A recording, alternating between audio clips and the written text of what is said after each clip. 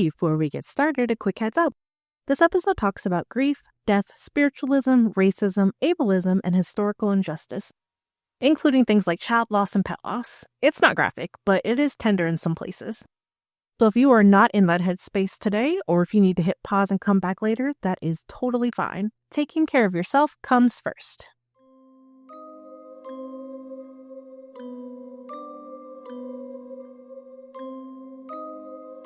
Bygone Echoes. Hi friends, welcome to Bygone Echoes, a history podcast. I'm your host, Courtney, and today we're getting ghosted. On purpose. So picture it, the COVID-19 quarantine era. That weird, soft chaos time when we were all stuck inside, trying our best and binge watching whatever Netflix put in front of us. And for me, one of those shows was Freud. Now, it was not because I like Sigmund Freud, because spoiler, I do not. That man was a racist, sexist theorist whose ideas aged like unrefrigerated milk. And the show? Also not my vibe. If you liked it, I love that for you. But me, personally, no thanks. But still, I was starved for a spooky period drama. I would have watched a Regency butter churning championship if it had haunted vibes, pretty architecture, and a brooding lead with mysterious trauma.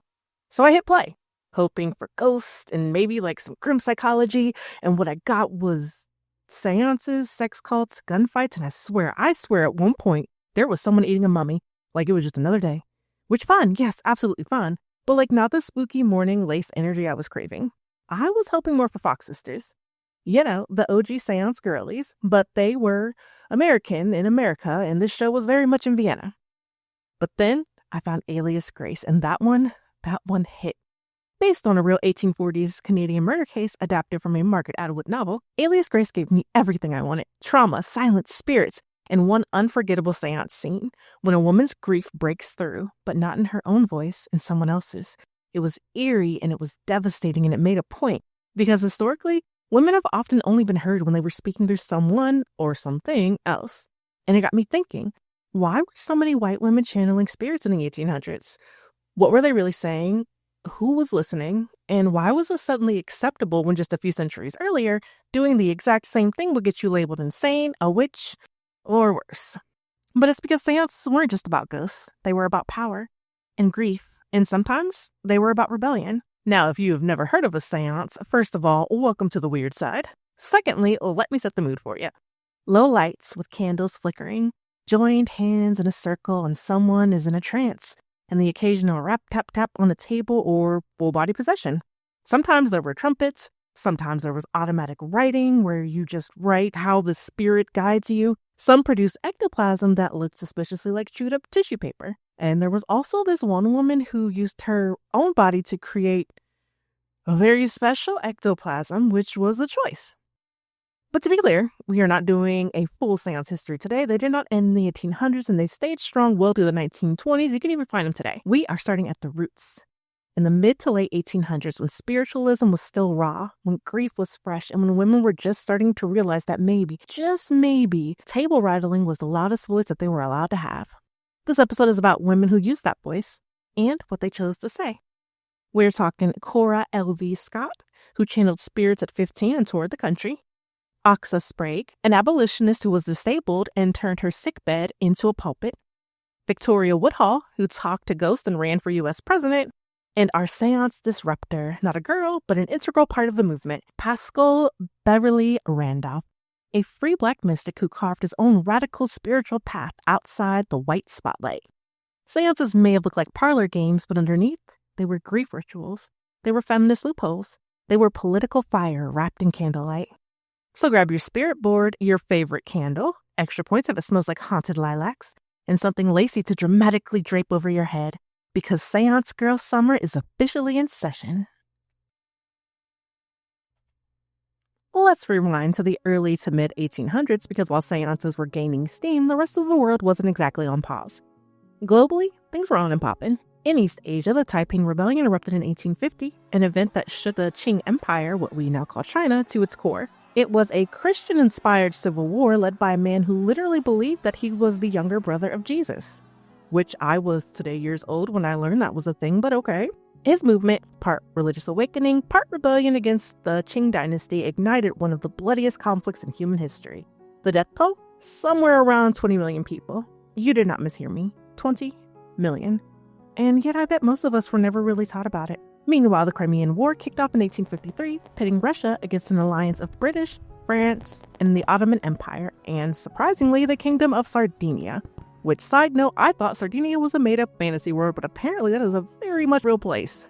Over in Persia, what we now call Iran, a teenage Shah had just taken power in 1848, facing internal rebellions and getting tugged between British and Russian interests like the world's most stressed-out chess piece.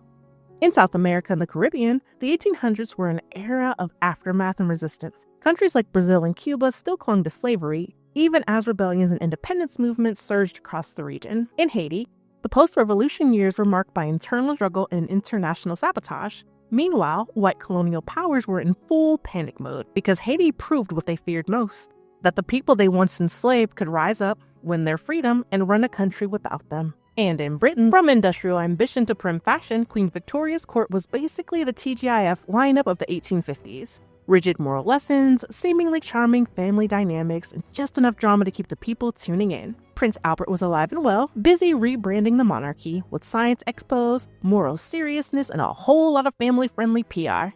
It wouldn't be until his death, in 1861, that Victoria's legendary mourning wardrobe would go full black on black, reshaping Victorian grief culture as both fashion and social code. Meanwhile, in the United States, things were tense. Native nations were being violently displaced thanks to manifest destiny. And white Americans were doing mental gymnastics trying to hold together a country built on a contradiction. Land of the free, built by the enslaved. Slavery was still very legal in the South, and the tension was everywhere. The Fugitive Slave Act of 1850 made the entire country complicit in returning escaped enslaved people to captivity, even if they reached so-called free states. Abolitionist newspapers, uprisings, and the Underground Railroad were building momentum. But remember, white supremacy isn't just a belief. At this time, it was the economic, social, and legal system of the South. Whiteness meant power, full stop. Add to this a swirl of grief and death. The U.S. population was growing fast, especially among white settlers, but so was the death rate. Medical knowledge was limited, cities were overcrowded, and basic hygiene, questionable at best.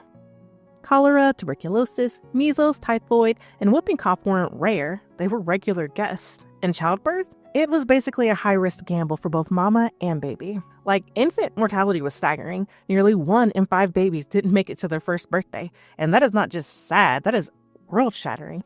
These were not distant statistics, these were daily heartbreaks. And I think people forget sometimes how miraculous it is that vaccines exist, that we can prevent death in so many cases, that clean water is a given for many of us.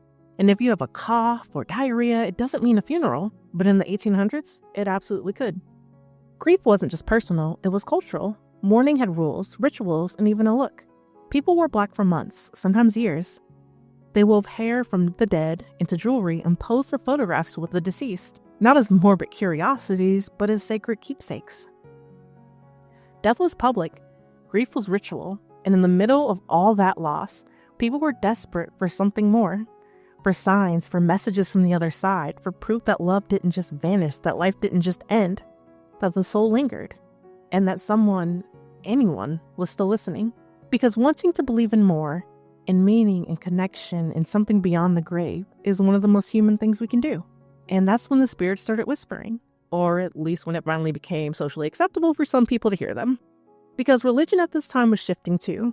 The Second Great Awakening, a Christian revival movement, had swept across the country in the early 1800s, bringing with it a wave of emotional preaching, tent revivals, and spiritual experimentation. Religion became more personal, emotional, and chaotic, creating cracks where new ideas could sneak in. And into one of those cracks walked 2 teenage girls. In 1848, in Hydesville, New York, Maggie and Kate Fox claimed to hear ghost rappings in their home. Tap once for yes, twice for no, and just like that, they were talking to spirits.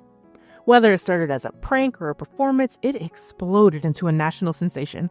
People were obsessed. The Fox sisters toured. They demonstrated their spirit communication to packed crowds. And they were teenage celebrities in corsets and petticoats and rattling tables and beliefs. And their fame opened the door for other white women because seances, the word was new, but the practice was not. Seance comes from the French word for session or sitting. and only started being used in English to mean spirit communication in the mid-1800s. But the act itself, speaking to the dead, had deep roots.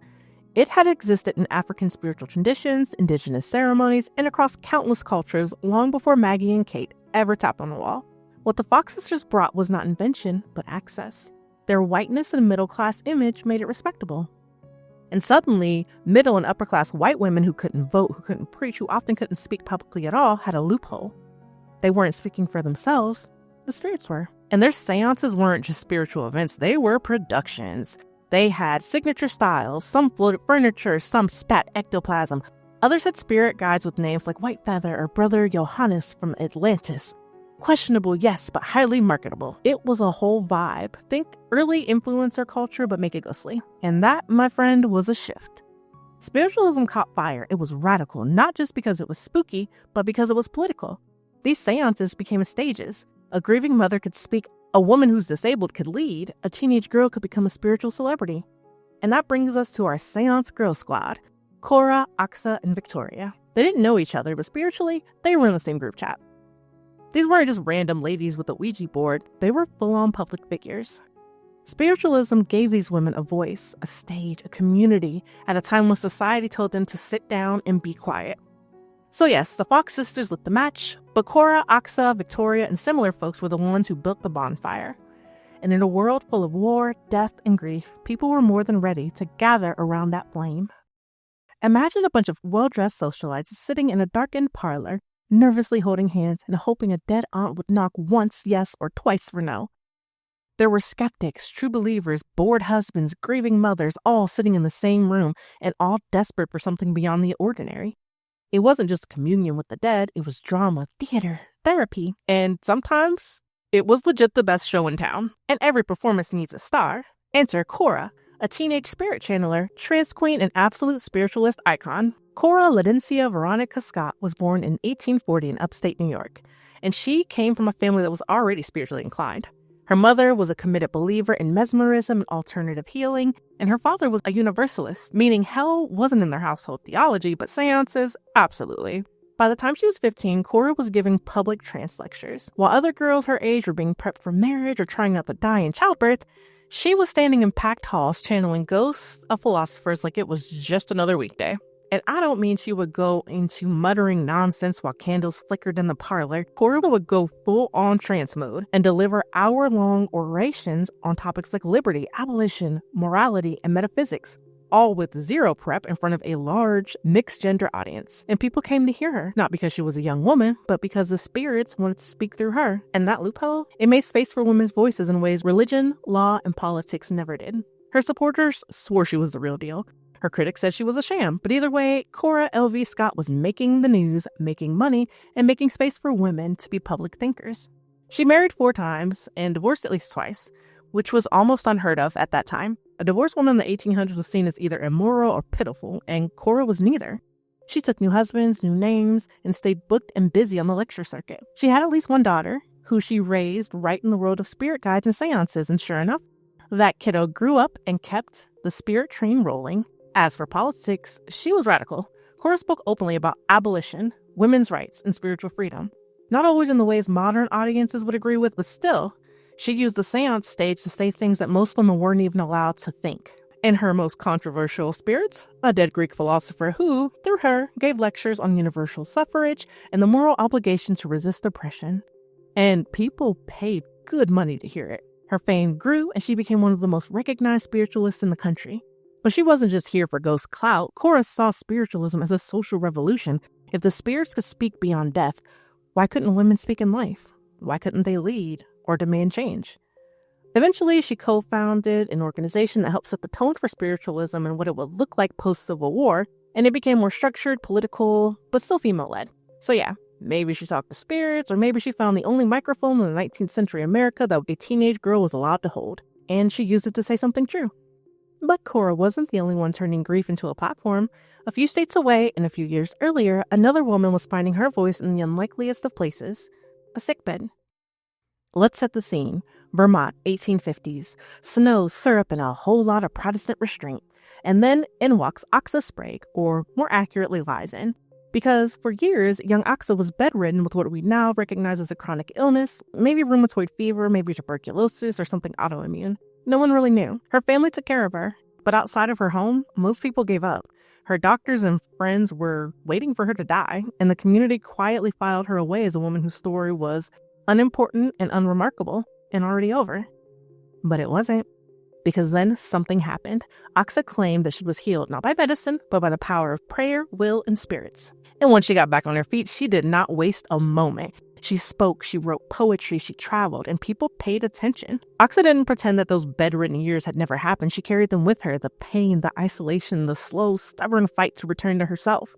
She had lived with this disability, but she was not defined by it. Instead, she used it not as a crutch, but as proof that resilience and purpose could coexist. She began channeling what she called angel voices and became one of the most powerful trance speakers in the spiritualist movement.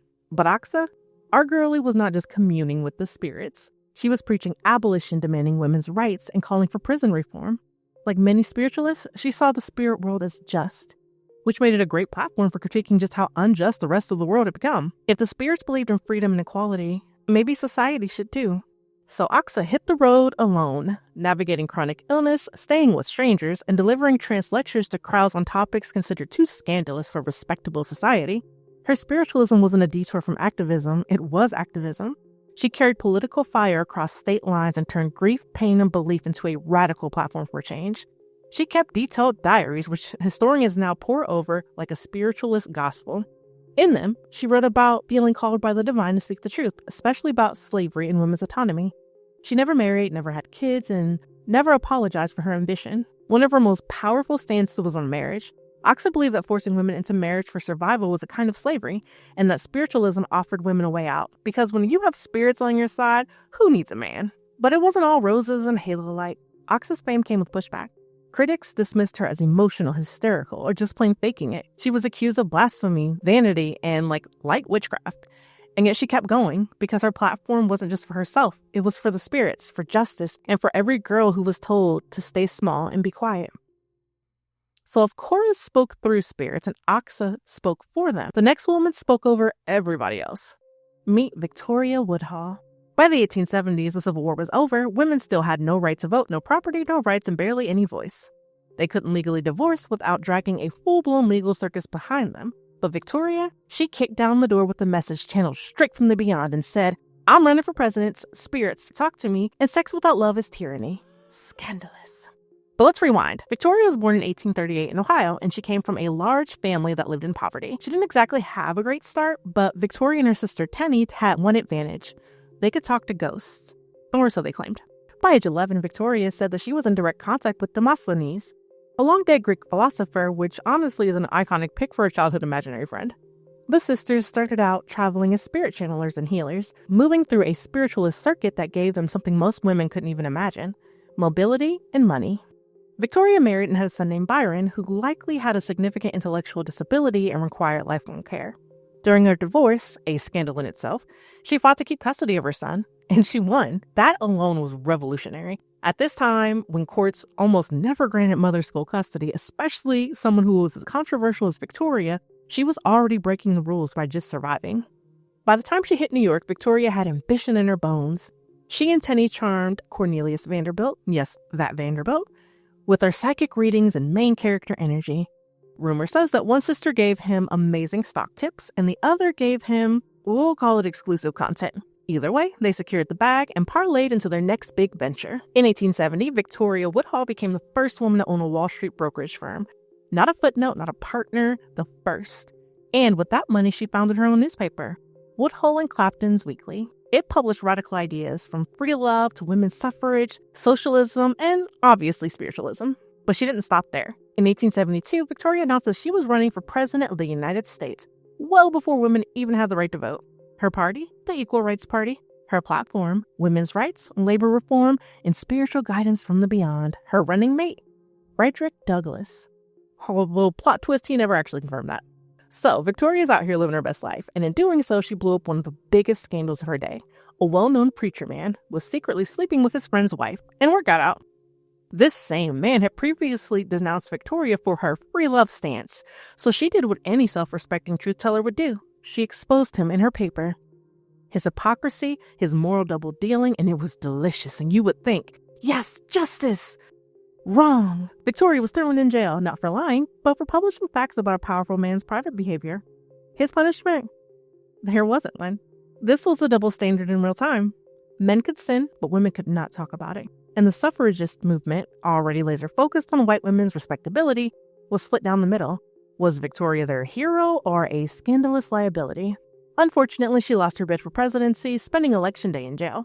So, no, Madam President, not in 1872, and surprisingly, not in 2024. Oh, and the preacher man? Don't worry, guys. He got to keep the pulpit and really faced no consequences. Victoria's reputation never fully recovered. People who had once praised her radicalism now called her vulgar, unladylike, and too much. Eventually, she and Tenny peaced out, leaving the U.S. behind, marrying into a wealthy family in England, and living out the rest of their days in relative comfort. Maybe not exactly happily ever after, but definitely rich and unbothered. And this is when Paschal Beverly Randolph enters the chat, not as a seance girly, but well worth the mention. Born free in 1825 New York City, Paschal was mixed race, black, white, and possibly indigenous, and orphaned young. The world he inherited was racist, unwelcoming, and indifferent. But Paschal didn't just survive it, he redefined what was possible within it. With little formal education, he taught himself medicine, languages, and mysticism. He became a sailor and traveled the world, absorbing spiritual traditions from Egypt, Turkey, France, and the Caribbean. Everywhere he went, he watched, he questioned, and he learned, blending global mysticism with a radical, liberation-focused vision of his own. And then he wrote it all down. By the mid-1800s, Paschal had become a doctor, trance speaker, writer, and occultist.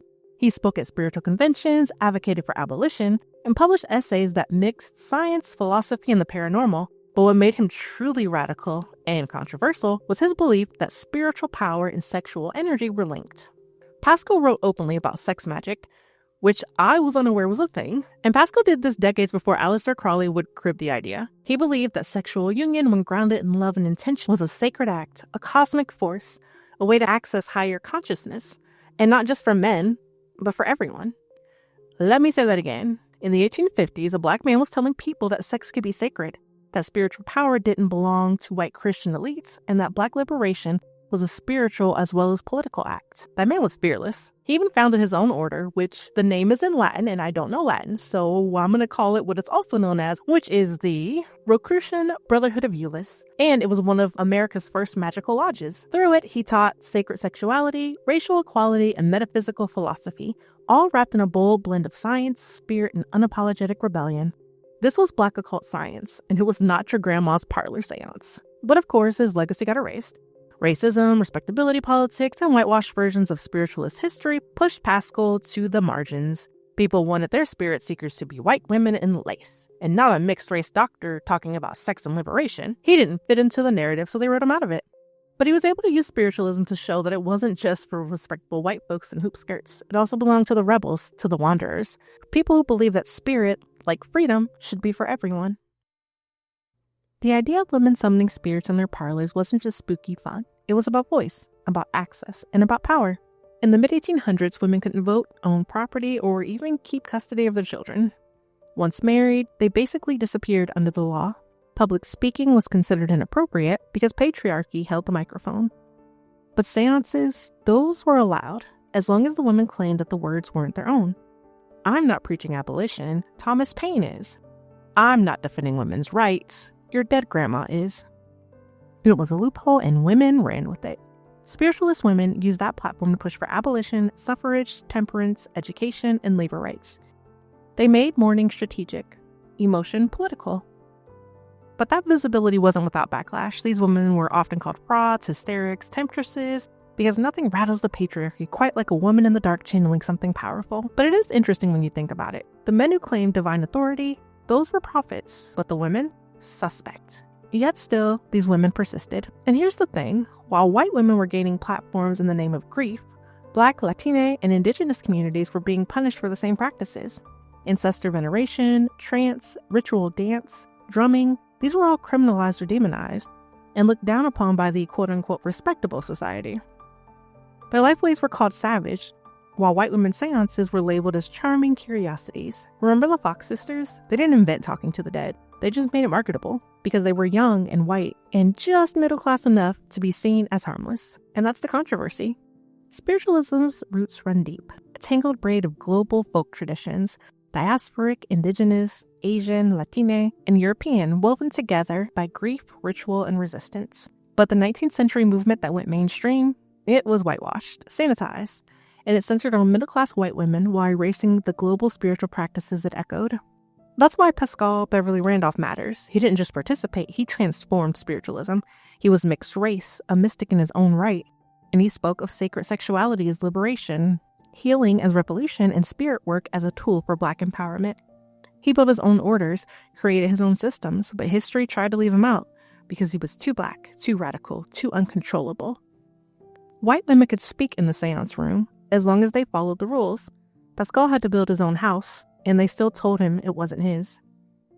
Because who gets to speak has always been political, and in the seance, the oppression just got spooky. Cora, Achsa, and Victoria weren't just speaking to ghosts. They were using grief to challenge systems, speaking truths wrapped in flickering candles and trance states. Their messages weren't just about angels in heaven, but about slavery, education, suffering, and reform.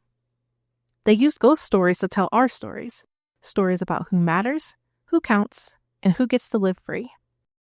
By the early 1900s, most of our seance squad had already crossed over themselves. Cora died in 1923, still holding seances, still preaching, and still drawing crowds. She lived long enough to see women win the right to vote, but honestly, she never waited for permission to speak. Her voice and the ones that she channeled refused to be ignored.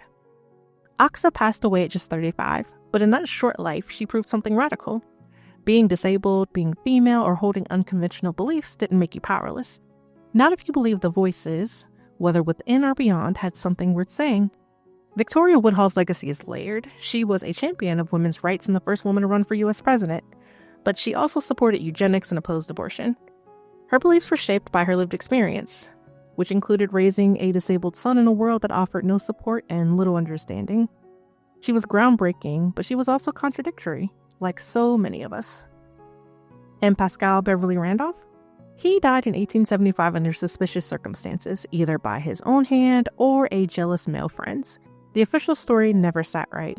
But what is undeniable is that the white spiritual and occult communities he helped shape and inspire quietly took his teachings on trance, sexuality, mysticism, and equality, and then buried his name until the 1990s. That's when scholars and occultists started piecing together the truth. Randolph wasn't a footnote, he was a foundation. But even if their names faded, the echoes these spiritualists left behind were loud. Because spiritualism itself didn't die, it evolved.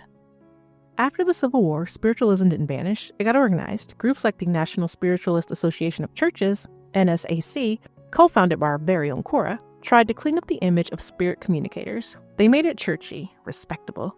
But in doing so, a lot of the radical roots like feminism, abolitionism, and politics were scrubbed out of the story.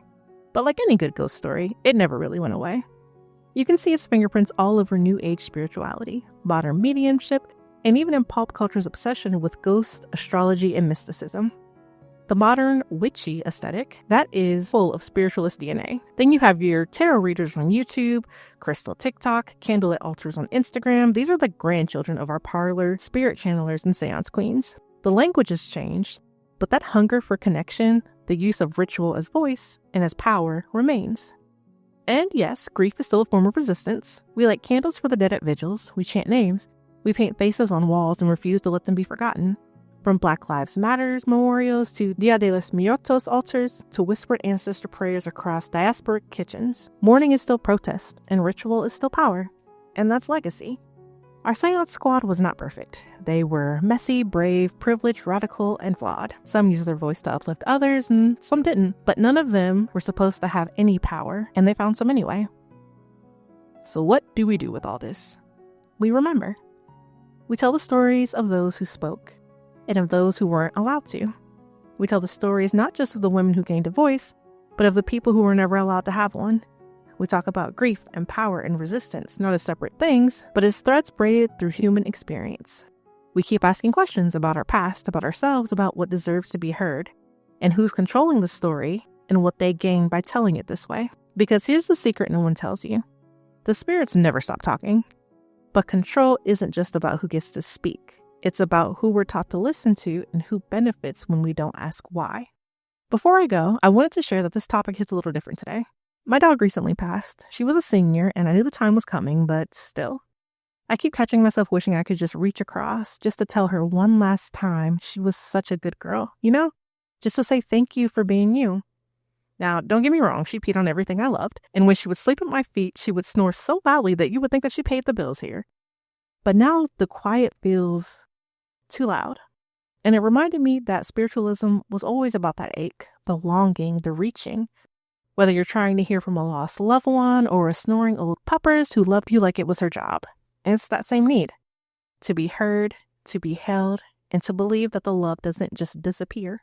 So if you've ever whispered into the dark, you're not alone. The seance might look different now, but that ache, it's timeless. Let's recap our Seance Girl Summer Squad one more time. And seriously, what a squad it was. Like, these women were legit squad goals. We have Cora, the teenage ghost channeler who turned trances into TED Talks before microphones were even a thing. Achsa, the abolitionist who made her pain and disability a platform, preaching liberation straight from the spirit world. Victoria, the spirit channeler who ran for president and made the press absolutely lose it. And Paschal, the radical who walked the shadows, blended mysticism with Black liberation and sacred sexuality long before it was safe or even thinkable to do so. They didn't all agree. They never met. They were not perfect, but they dared. They dared to speak when women and people of color weren't supposed to. They dared to grieve publicly when silence was expected. And they used their platforms, literally and spiritually, to challenge power, preach justice, and demand more from a world that gave them so little. History isn't just the names and the dates, it's the people who felt deeply, who broke the rules, who asked the hard questions, and who, in their own strange seance-y way, left behind echoes that we still feel today. Because mourning, resistance, and hope, they're still with us. Whether it's candles at a vigil, a TikTok spell jar, or someone whispering their grandmother's name into the wind, we are all still trying to connect to the spirits. And we are still trying to be heard. Thank you so much for joining me on this very spirited episode of Bygone Echoes. If you enjoyed today's episode, please like, share, and leave a review. It helps the show and helps us grow our own squad of curious, spooky history nerds. Until next time, be kind, be curious, and be ready to make history. Interested in learning more? We recommend Radical Spirits, Spiritualism, and Women's Rights in 19th Century America by Anne Broad. Black Ghosts, Religion and Spirituality in the African Diaspora by R. Marie Griffith and Barbara D. Savage. You can also visit the National Women's History Museum, which offers resources on spiritualist women and reformers. And visit our website at www.bygoneechoes.com for more information, resources, and content.